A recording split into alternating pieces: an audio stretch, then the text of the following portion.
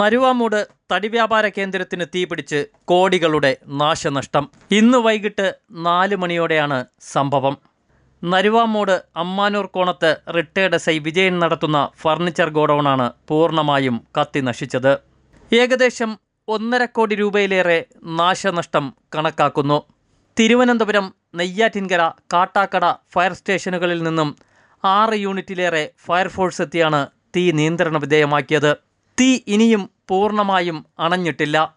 വീടിനോട് ചേർന്നുള്ള 1.5 ഏക്കർ സ്ഥലത്താണ് ഗൃഹനിർമ്മാണത്തിനാവശ്യമായ ജനലുകളും വാതിലുകളും ഉൾപ്പെടെ തടി ഫർണിച്ചറുകൾ നിർമ്മിക്കുന്ന ഗോഡൌൺ പ്രവർത്തിച്ചു വരുന്നത്. ഫർണിച്ചർ ഗോഡൌണിൽ ഏതു വിധേനയാണ് തീ കത്തിയതെന്ന അന്വേഷണവും നടന്നുവരുന്നു.